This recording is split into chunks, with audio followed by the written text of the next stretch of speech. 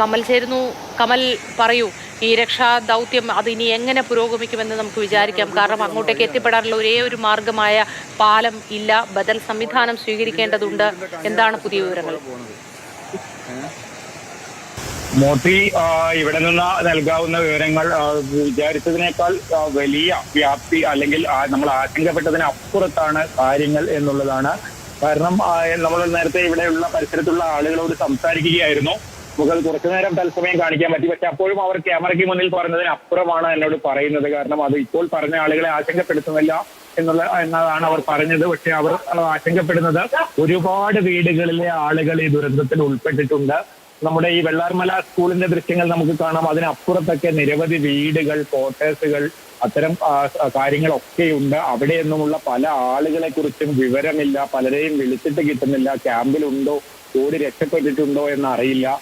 കാരണം വലിയ രീതിയിൽ തടിക്കഷ്ണങ്ങളും മറ്റും ഒഴുകി വന്ന കുമിഞ്ഞുകൂടി കിടക്കുന്നത് നമ്മൾ കണ്ടു. സ്കൂൾ കെട്ടിടത്തിന്റെ ഒരു ഭാഗം തകർന്നിട്ടുണ്ട്. അതിനടിയിലൊക്കെ ആളുകളുണ്ടോ, വീടുകൾ തകർന്നിട്ടുണ്ട്.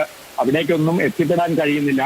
അത് ചൂരൽമലയിലെ അവസ്ഥയാണ്. അതിനപ്പുറത്ത് മുണ്ടക്കൈയിൽ എന്താണ് സ്ഥിതിയെന്ന് അറിയില്ല. പുഞ്ചിരിമട്ടത്തു നിന്ന് ഉരുൾപൊട്ടി ഒഴുകി വന്ന വഴിയിലാകെ നാശനഷ്ടങ്ങളാണ്. അവിടെയുള്ള വീടുകളൊക്കെ ഒലിച്ചു പോവുകയോ തകരുകയോ ചെയ്തിട്ടുണ്ട്. മറ്റൊന്ന് വെള്ളാർമല വില്ലേജ് ഓഫീസ് ഉണ്ട്. ആ ഭാഗത്തേക്ക് നമ്മൾ എത്തിയിട്ടില്ല. ഈ സ്കൂളിന്റെ ഭാഗത്തല്ല, അത് ചൂരൽമല ടൗണിന്റെ മറ്റൊരു ഭാഗത്താണ്. ആ വില്ലേജ് ഓഫീസിന് സമീപത്തു നിന്നും ആ മൃതദേഹങ്ങളൊക്കെ കണ്ടെടുക്കുന്നു എന്നുള്ള വിവരങ്ങൾ ലഭിക്കുന്നുണ്ട്. അതുകൊണ്ട് തന്നെ നമ്മൾ ഇപ്പോഴും നമുക്ക് ഇതിന്റെ ഒരു വ്യാപ്തി എത്രത്തോളം ആയിട്ടുണ്ട്, അല്ലെങ്കിൽ എന്താണ് അവസ്ഥ എന്നുള്ള ഒരു ചിത്രം നമുക്ക് ഈ ഘട്ടത്തിലും കിട്ടിയിട്ടില്ല എന്നുള്ളതാണ് നമുക്ക് പറയാൻ കഴിയുക. അത്രയും ഉയരെയാണ് ആശങ്ക. മുണ്ടക്കൈയിലെ സ്ഥിതി ഞാൻ നേരത്തെ പറഞ്ഞു.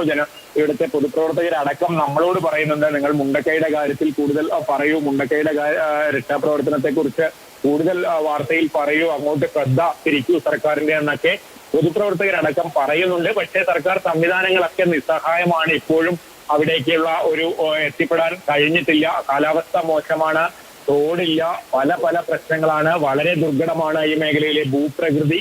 അത്തരത്തിൽ വളരെ ബുദ്ധിമുട്ടിലാണ് എല്ലാ സംവിധാനങ്ങളും പോകുന്നത്. അതാണ് ഏറ്റവും വലിയ വെല്ലുവിളി. എന്താണെങ്കിലും ഈ ഘട്ടത്തിൽ നമുക്ക് നമ്മൾ ആശങ്കപ്പെടുന്നതിന് അപ്പുറത്താണ് കാര്യങ്ങൾ എന്ന രീതിയിൽ തന്നെ പറയേണ്ടി വരും. ശരിയാണ് കമൽ, നമ്മൾ വിചാരിക്കുന്നതിൽ അപ്പുറത്താണ് അവസ്ഥ. എന്താണ് ഏതാണെന്ന് കൃത്യമായ വിവരങ്ങൾ ഒന്നും ലഭിക്കുന്നില്ല എന്നത് തന്നെയാണ് ഏറ്റവും ദുഷ്കരം, വെല്ലുവിളി നിറഞ്ഞതാണ്.